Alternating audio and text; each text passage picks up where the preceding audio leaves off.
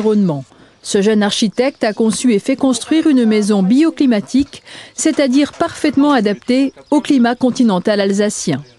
La conception bioclimatique, c'est tirer parti de son environnement, c'est-à-dire optimiser les apports solaires, qui sont des apports gratuits, c'est-à-dire tout ce que le soleil peut nous apporter comme énergie pour chauffer la maison, c'est ce qu'on n'utilisera pas en chauffage dans la maison. Et puis, c'est éviter les déperditions.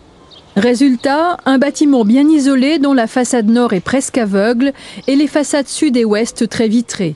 Avec à l'intérieur un confort thermique et une qualité de l'air assurée par une ventilation double flux. On fait passer dans un tuyau l'air neuf et qui permet en été de le rafraîchir. Et par contre en hiver, quand il fait très froid, la température de la terre étant plus élevée, en fait on préchauffe l'air neuf qui va rentrer dans la maison pour l'insuffler.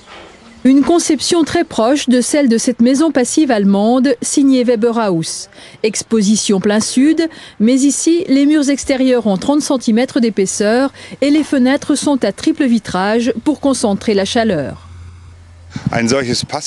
Une maison passive comme celle-ci permet de réaliser 75% d'économie d'énergie par rapport à une maison traditionnelle. Ces maisons passives ou basse consommation coûtent entre 10 et 15% plus cher. Chez Weberhaus, elles ne représentent que 8% des ventes. De ce côté-ci du Rhin, elles sont encore très rares. Mais le Conseil régional, avec son programme Énergie-Vie, veut faire de l'Alsace une région pilote pour les bâtiments économes en énergie. Plus les architectes vont maîtriser la technique, plus les matériaux vont être disponibles directement, mais ces surcoûts vont baisser. Et personnellement, je fais le pari qu'ils vont baisser assez vite. En plus, je ne sais pas si c'est une bonne nouvelle, mais on est quand même très aidé par un pétrole à plus de $100 le baril.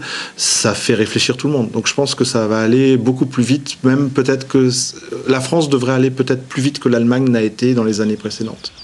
Pour son projet de maison climatique, Luc Simonet a reçu en 2006 le Grand Prix du ruban vert de la qualité environnementale, décerné par Alsace Qualité Environnement.